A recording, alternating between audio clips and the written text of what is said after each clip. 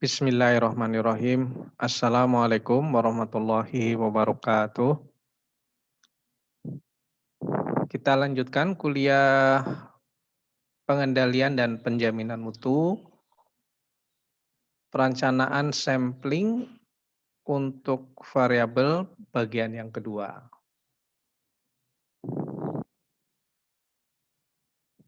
Nanti kita akan pelajari bagaimana rencana sampling variabel untuk mengestimasi proporsi lot yang tidak sesuai, ya. Kemudian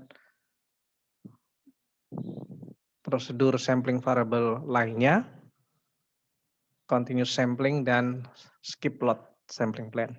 Tiga bagian terakhir ini hanya sekedar perkenalan saja.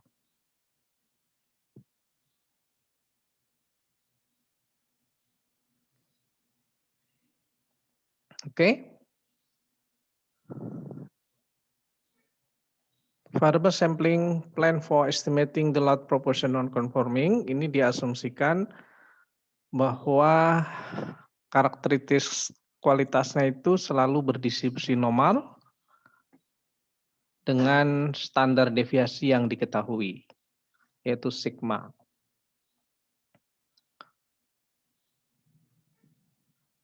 Hubungan antara rata-rata sampel dan standar deviasi ini dapat dilihat dari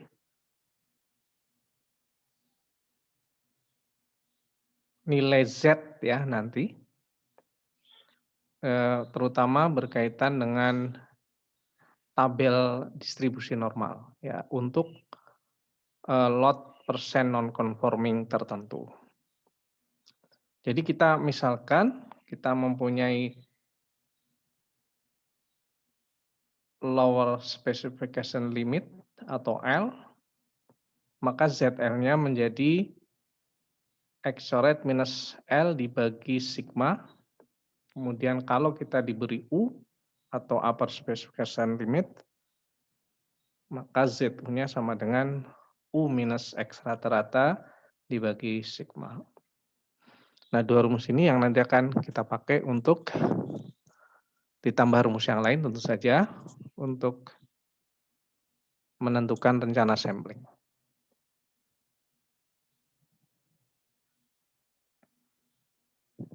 Ada dua metode yang digunakan untuk mengestimasi proporsi non-conforming atau proporsi tidak kesesuaian dalam suatu lot. Yaitu metode K dengan form 1 dan metode M untuk form 2.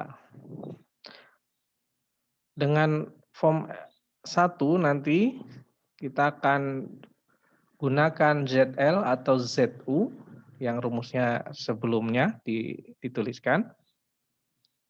Nanti kita bandingkan dengan critical value K. Nanti tersedia tabel. Jika ZL atau ZU ini lebih besar dari K, maka lot diterima. Sebaliknya, lot ditolak.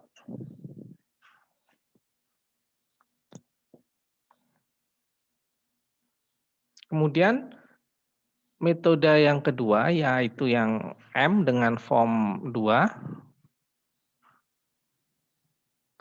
The lot percent conforming itu diestimasi pertama dengan memodifikasi ZL dan ZU ke QL dan QU. Di mana QL dan QU ini adalah unbiased dan mempunyai minimum variance. Hubungan antara QL dan ZL itu dituliskan seperti itu, atau ZL-nya kalau ditulis dalam rumus yang sebelumnya, maka dua-duanya boleh. Jadi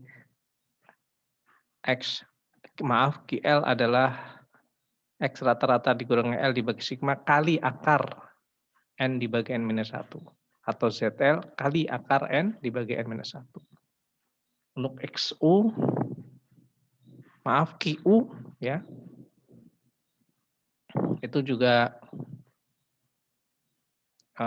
seperti ini. Ya, jadi kembali seperti ini. Di sini kan sudah mulai muncul NN ya. Artinya N ini adalah jumlah sampel.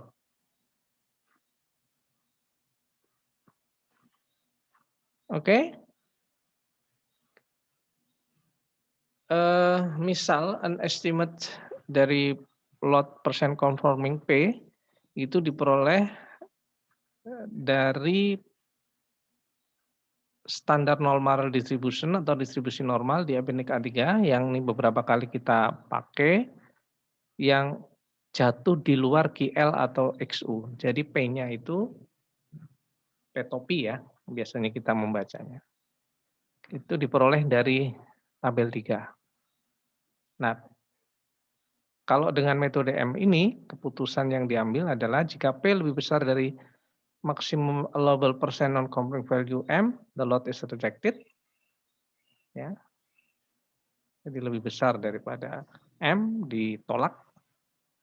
Otherwise accepted.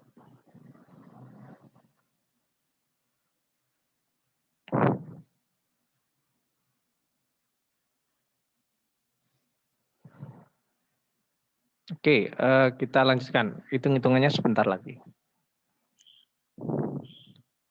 Bagaimana kita menurunkan atau mencari ya dengan rumus-rumus tadi, variable sampling plan atau perencanaan sampling variable untuk single specification limit dan non process standard deviation. Jadi kan kalau pekan lalu kita ada single specification limit non process standar, kemudian single specification limit and unknown, kemudian double specification limit and known. Nah, kalau ini kita belajar single specification limit and non process standard deviation, tapi dengan atau untuk mengestimasi the lot proportional conforming. Oke, misal ya, the probability of rejecting lot of good quality level for which the proportional conforming is P1 should be equal to alpha. Ini berkaitan dengan apa?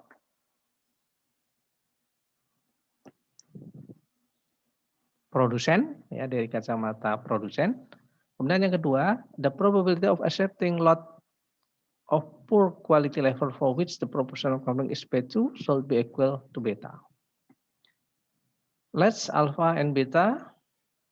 Then the upper style percentile point of the standard normal distribution. Ini bisa dicari dari nilainya dari distribusi normal. That the child area are alpha and beta respectively. Kemudian suppose L adalah lower special limits. Maka kita peroleh maaf, ini yang terakhir belum nyambung ya. Nanti kita lihat di sini. Kemudian misalkan lagi, ya, mu 1 adalah rata-rata dari lot yang diketahui proporsi non-conformingnya P1. Nanti kita lihat gambarnya. Denoting corresponding standard normal deviates as Z1, we have where the tile area offset Z1 is P1. Jadi similarly, we have tile area offset Z2 is P2. Jadi kalau sebelumnya, kalau tadi perhatikan ya, Z L, kemudian QL, ZU, QU, sekarang ini ada Z1, sebenarnya polanya mirip, ya. Jadi Z ada kalau tadi rata-ratanya dihitung, kalau ini diketahui mu ya, kemudian sigmanya diketahui, L-nya diketahui. Oke, nah ini visualisasinya dari kasus yang seperti ini tuh begini.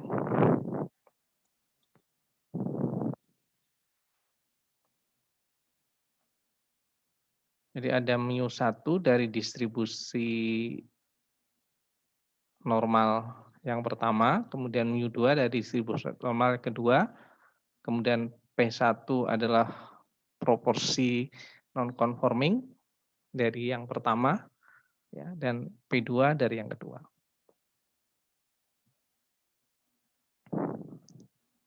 Untuk mencari nilai-nilai ini sama, kita selalu menggunakan tabel normal distribution.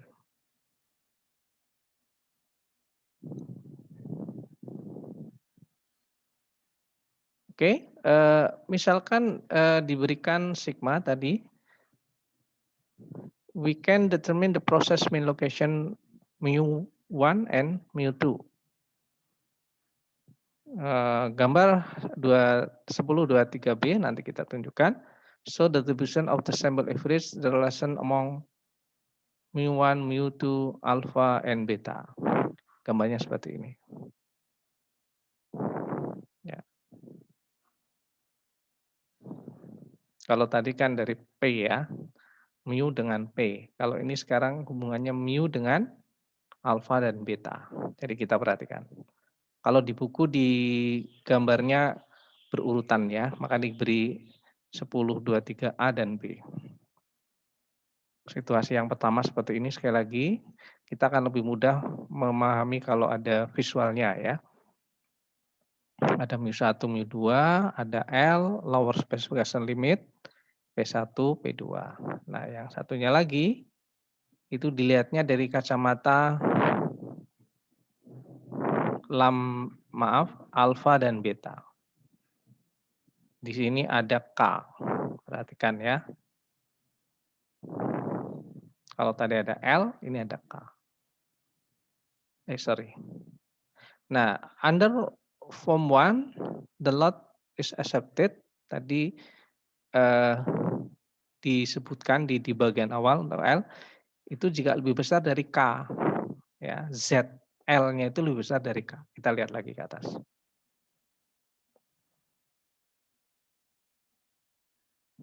Ya, jadi ini. Kalau kita pakai L ya, ZL is greater than equal to A, the lot accepted. Maka kita masukkan ke rumusnya ZL kan tadi ya.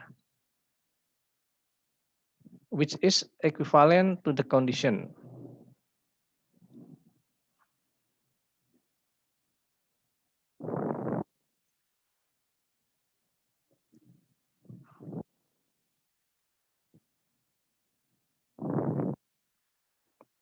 Anda ini hanya manipulasi rumus saja ya. Jadi kalau yang ini memang seharusnya perlu diutak-atik ya. Perlu diutak-atik.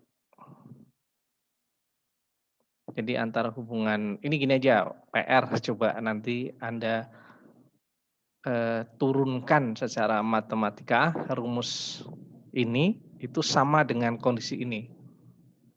Perhatikan di sini ada akar N ya. Mungkin sederhananya gini.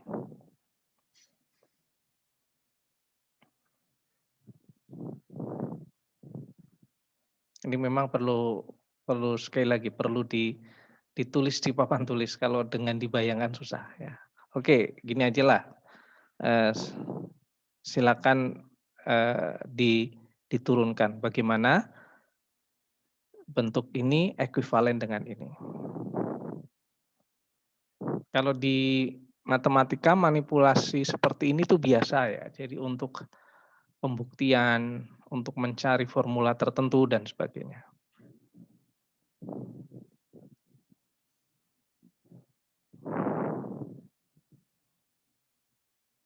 Ini yang tadi ya.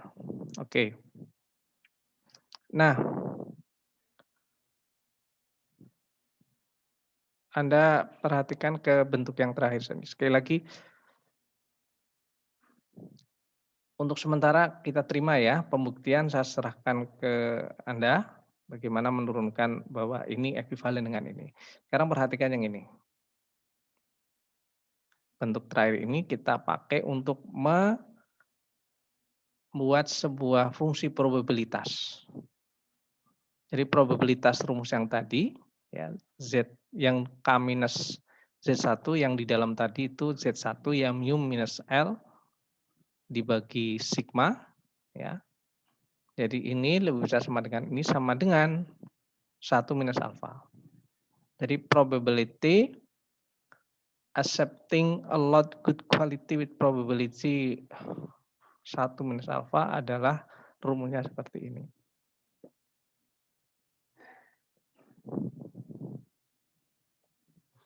Nah, jika Z1 minus alfa diperoleh dari distribusi normal, maka kita peroleh hubungan seperti ini.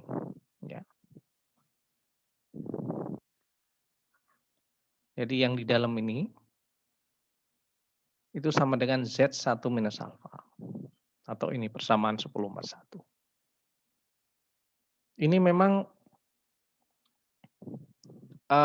termasuk agak ribet ya, penurunan rumusnya, kemudian urut-urutannya, tapi nanti kalau sudah sampai contoh insya Allah kita akan memahami lebih mudah. Kemudian untuk yang beta, ya,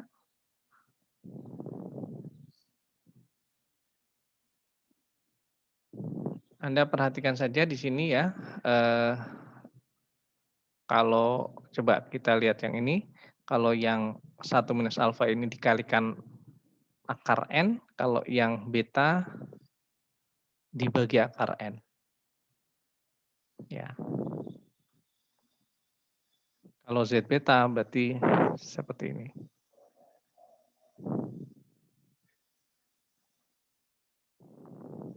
Oke, ini mungkin perlu dikoreksi nanti coba harus ini aja, nanti saya cek dan dicek tentang rumus 10/42 dan atasnya ini ya.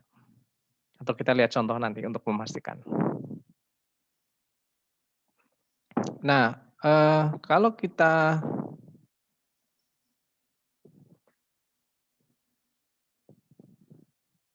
masukkan atau kita lakukan manipulasi persamaan 41 dan 42. Jadi 41 dan 42, 10/41 dan 41 dan 42. Ya.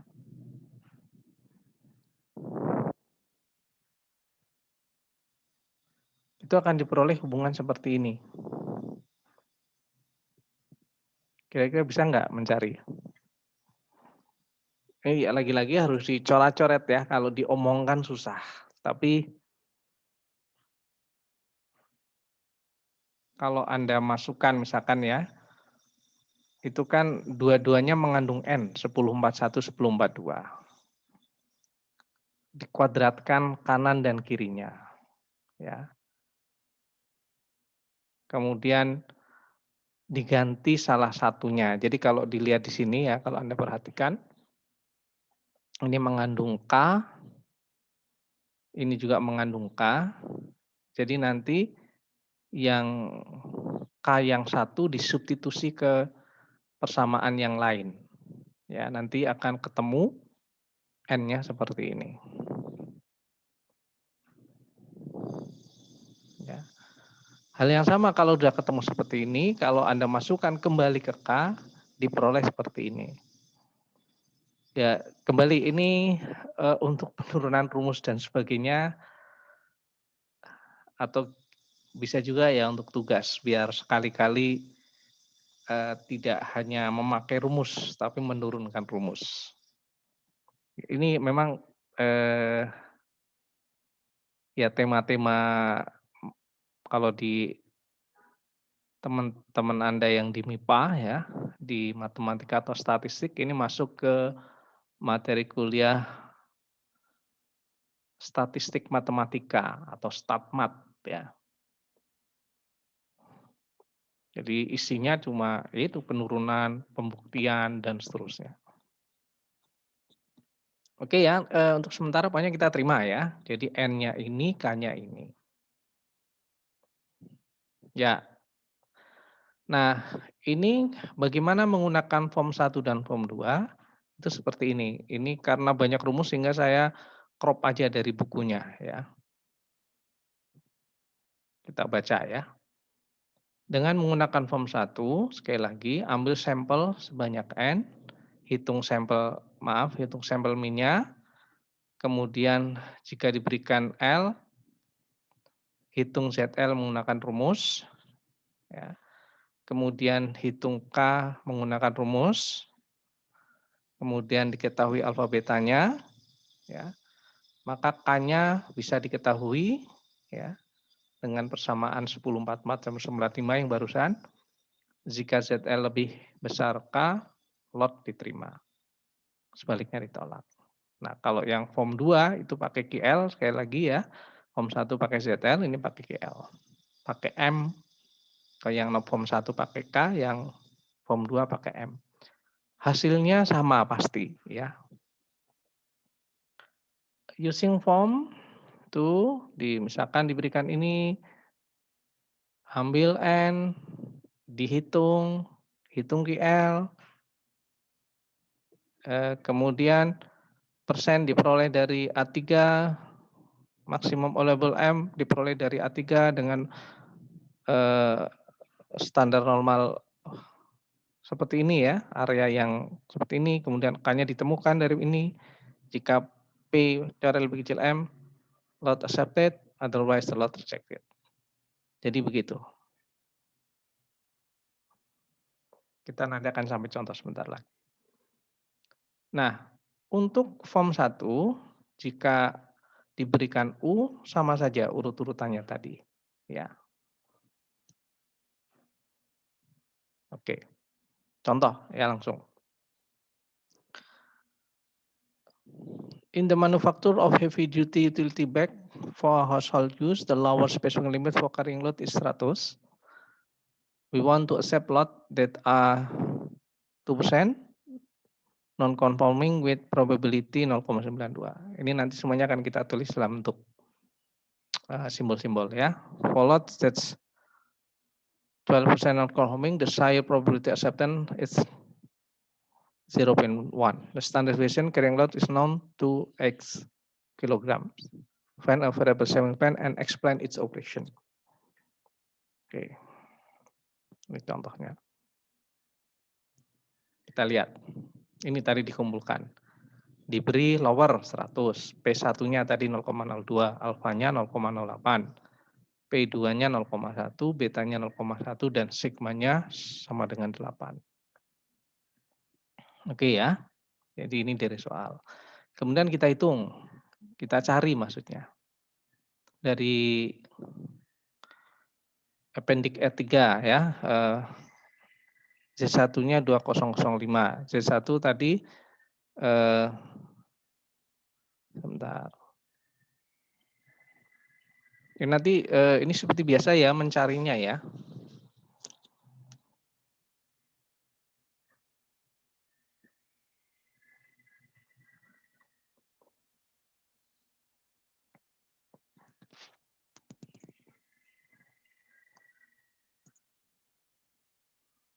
Ini kebetulan karena sudah beberapa kali di contoh sebelumnya kita mencari Z1, Z dan seterusnya yang kemarin ya, maka di sini ternyata saya tidak menunjukkan lagi. Nanti dicari saja ya. Jadi dengan A3 ini Z1-nya rumusnya yang tadi di atas ya.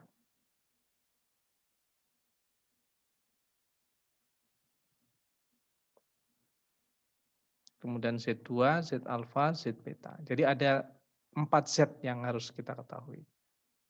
Ya, N dimasukkan ke rumus 10 ketemu. Untuk alfa 0,08 kita bisa menghitungkannya.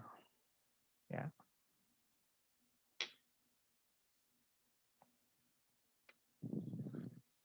Bayang ya. Sekali lagi untuk menghitung Z1, Z2, Z alfa dan beta, lihat tabel distribusi normal.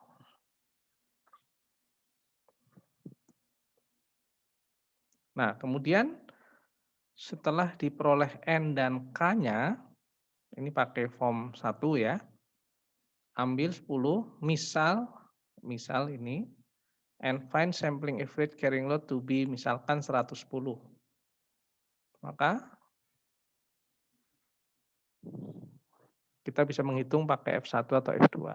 Yang pertama pakai form 1 maksud saya. Ini 110 dari data, jadi dari 10 tadi kita hitung rata-ratanya, itu 110. Ya, dihitung ZL-nya. Nah, ZL ini 1,25.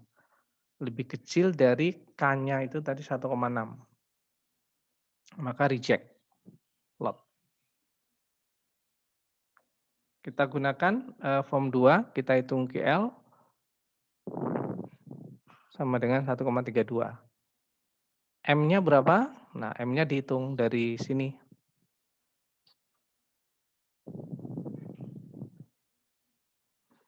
Oh, appendix lagi dilihat di tabel normal. Untuk standar normalnya 1,32 itu 0,034 ya, untuk mengestimasi P-nya. Kemudian kita masukkan ke rumus M, diperoleh 1,7.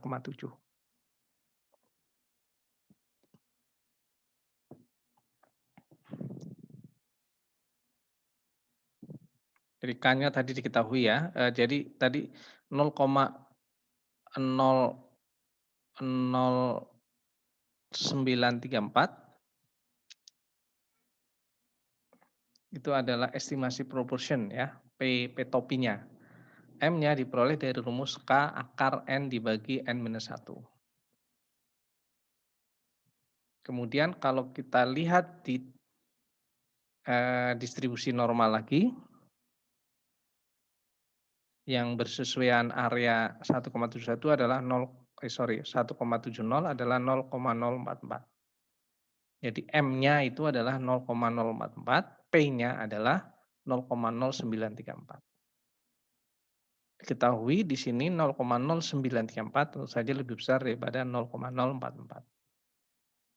Maka tolak. Jadi konsisten dengan keputusan yang form 1. Ya, begitu cara menguji baik dengan form 1 atau form 2. Oh ini ya sebagian ditunjukkan, maaf. Jadi yang ini yang ditunjukkan yang mana? Berarti yang ini nih. 132 ya, 132 1.32 ini 0,9066 1 dikurangi ya, karena kan daerah yang di luarnya ya. Itu 0,0934. Kemudian yang ini 1700 0,0046. Ya, ini. Kalau yang ini karena ini biasa ya, nanti dilihat saja. Tapi prosesnya samalah. Oke, itu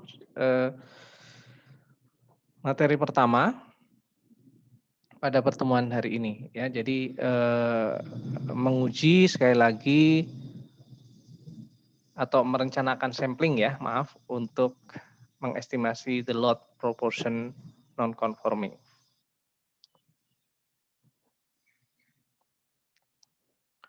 Berikutnya adalah masih di estimating the load proportion non-conforming, tapi dengan standar.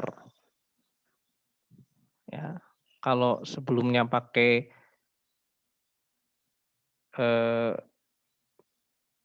ANSI Z1.4, ini 1.9, kemudian mil STD sebelumnya 415, ini 414. Sorry, 105A ya kemarin ya. Nanti dicek ulang lambang-lambangnya. Kalau ini saya ingatnya 213B ya.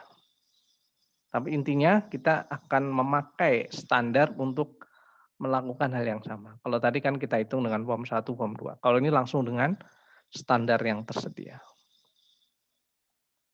Masih sama standar, ada normal, text, and reduce ya. Switchingnya berdasarkan aturan-aturan tertentu.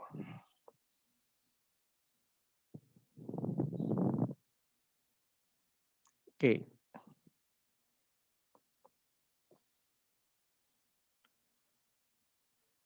Untuk form 1 ya, gunakan critical value for standard distance expressed in term of standard deviation between the process mean and given specification limit. If the standard distance is greater than equal. Oke, jadi ini nanti kalau tadi kan dihitung ya, kalau ini tinggal lihat. Terus bandingkan dengan K yang ada di tabel. Maka lot accepted. Kita lihat. Kalau ini memang lebih mudah, tidak pakai rumus-rumus. Untuk form 2 sama ya. Use the estimated proof on a coming item that falls if the estimate less than equal to M, di mana M adalah standard value of the plan, lot is accepted. Nah, kalau di standar itu kita belajarnya yang sebenarnya kalau Anda lihat paling atas ya, ada variable known yang paling kanan, kemudian yang tengah variable unknown, pakai metode range, kemudian variable unknown dengan standard deviation. Ini biasanya yang kita pakai yang ujung kanan, ujung kiri. Kemudian bisa untuk single dan double. Nah, kalau untuk single K method atau M method, sedangkan untuk double M method.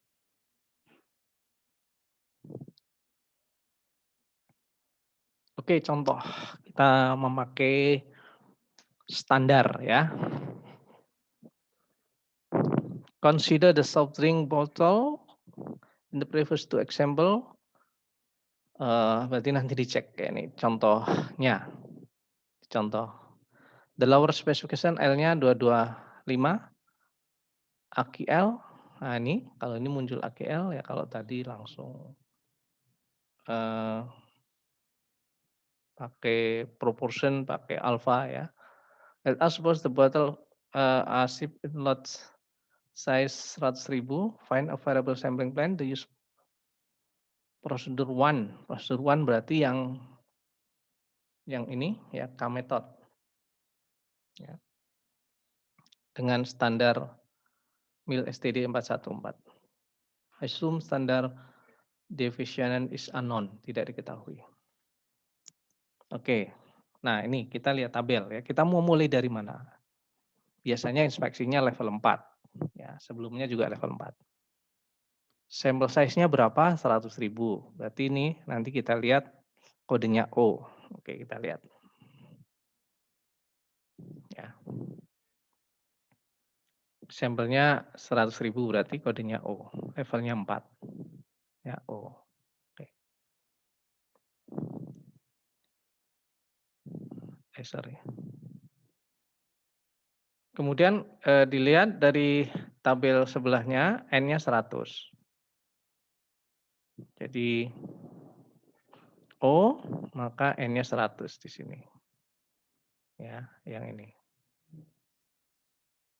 Kemudian for acceptable quality of 1%, ini dari soal ya, 1%. A normal extension of K is 2. Jadi diperoleh harga K-nya itu 2. Kalau tadi kan dengan rumus-rumus ya. Kalau ini langsung diketahui maka K-nya diperoleh ini. Ini AQL, ini 1, maka turun ke bawah. Ini ada K kecil ya. Ketemu di sini, ini 2. Ya, sekali lagi. Maka K-nya sekali lagi 2. Kemudian ya. If tangent inspection is employed, the appropriate value of K is 2,14. Jadi kalau kita mau pakai yang ketat itu 2,14.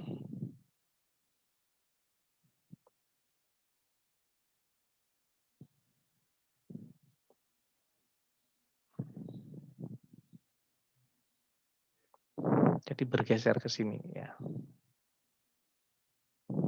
Oke. Note that normal and tangent inspection use the same table. The actual value of one normalization are indexed at the top. Actual value of the tangent inspection index from the bottom of the table. Oh maaf, bottom of the table ini yang bentar. Enggak ini. Oh yang ini. Makanya ini 2,14 ini yang ini. Ini yang normal, ini yang tangent inspection. Ya, 2,14. Jadi ini 1 di sini, ketemu 2. Kalau yang ketat, ketemunya 2,14. Oke ya. Jalannya seperti apa? Ya, kalau kita lihat, ya dihitung, dihitung rata-rata ya tadi. Ya, kalau kan ini baru ketemu K-nya saja ya. Jadi kalau udah ketemu K, ya kembali dihitung seperti ini sebentar.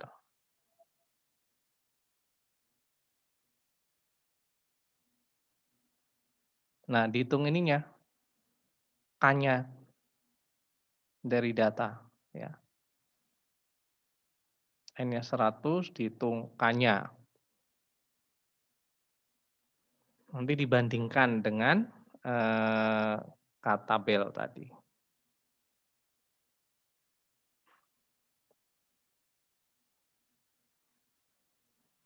Oke, kemudian contoh berikutnya.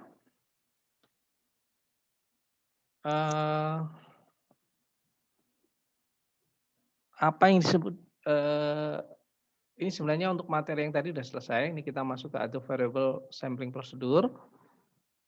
Kita akan menghitung sampling to provide assurance regarding average quality. Ya.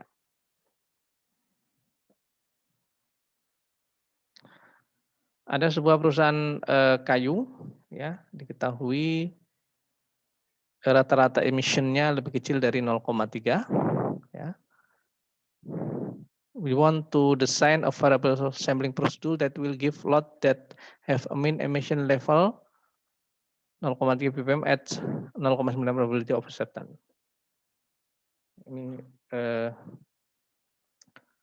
kemudian lot that have a mean emission level 0,4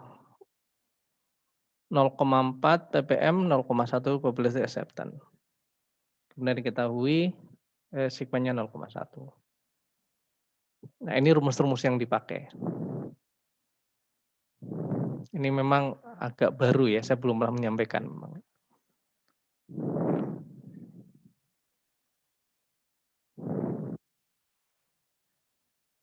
Jadi rumus yang dipakai adalah seperti ini, langsung dimasukkan ya.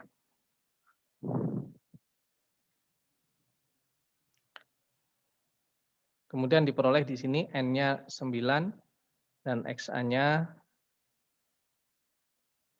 0,356. It's also possible to design a sampling plan using an object curve method. Ini juga bisa digunakan ini. Kemudian yang berikutnya, dua materi terakhir, kata continuous sampling. Ini sekali lagi hanya pengenalan saja. Sebelumnya kita lot by lot, ini kalau di produk manufaktur tertentu itu kan kompleks prosesnya assembly sehingga harus misalkan ya di produksi elektronik itu samplingnya secara kontinu, bukan lot by lot. Ya, ini kira-kira begini prosedurnya.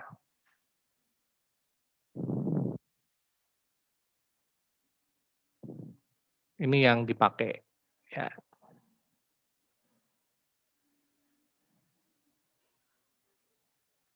Ini sedikit penjelasannya.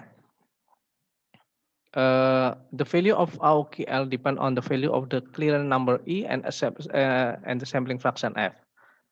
The same AOKL can be obtained by different combination of E and F. Nah, tabel yang tadi menunjukkan variasi nilai I dan F untuk CSP. CSP ini sekali lagi adalah salah satu contoh continuous sampling plan yang pertama. Note the table AUKL 0,79 could be obtained using sampling plan with I59 and F1/3 ya, or I113 and F1/7. Oke, itu sedikit mungkin pengenalan sangat singkat ya tentang ini. Ini memang topik lanjut sebenarnya ya, tapi saya hanya memberikan pengenalan saja. Tentu saja tidak saya uji. Kemudian yang terakhir, skip plot sampling plan. Skip plot sampling plan should be used only when the quality of the submitted product is good, is demonstrated by the supplier quality story. Jadi kalau history dari suppliernya bagus, kita pakai skip plot namanya. Skip plot sampling plan tipe SK-SP2 used to specific lot inspection plan called the reference sampling plan together with the following rule. Ini lebih ke aturan ya, mulai dari normal inspection, use sampling plan, interstate, operation, every lot is inspection. When e-consensus lot are accepted a normal inspection, switch to the skipping inspection, jadi tidak dilakukan. In skipping inspection, a fraction F or F lot is inspected. Jadi hanya diambil sebagian.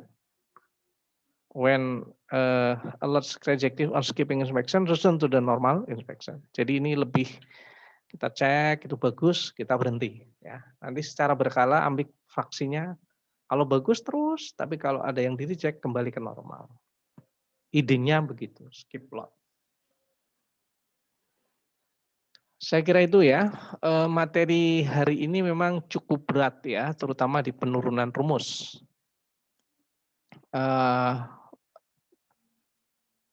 Saya pastikan saya tidak akan bertanya di ujian tentang penurunan rumus ya. Tapi Anda harus bisa menggunakan rumus itu untuk menjawab di ujian, karena soal ini metode K dan M pasti akan saya tanyakan. Ya. Jadi tolong pelajari baik-baik, terutama contohnya. Lihat nanti sebelum ujian sekali lagi akan ada tugas soal yang cukup banyak ya, supaya sekaligus persiapan untuk ujian, dikumpulkannya sebelum ujian. Ya, nanti pada saat ujian Anda bisa cepat, bukan mencontek ya, tapi mengambil ide dari PR atau tugas yang kamu kerjakan. Jadi pastikan juga nanti ketika mengerjakan tugas Anda bisa. Ya. Karena kalau tidak paham, nanti Anda akan kesulitan dalam ujian. Ya, begitu ya. Kemudian materi berikutnya, materi terakhir sebelum ujian akhir adalah lebih ke pengantar ya untuk topik-topik berikutnya, yaitu Lean Six Sigma, rekayasa kualitas. Ya, mungkin nanti sedikit kualitas jasa gitu ya. Nanti sebentar saja nanti akan saya berikan pengantar. Demikian mungkin yang bisa saya sampaikan ya. Sampai ketemu lagi pekan depan. Billahi taufiq wal hidayah. Assalamualaikum warahmatullahi wabarakatuh.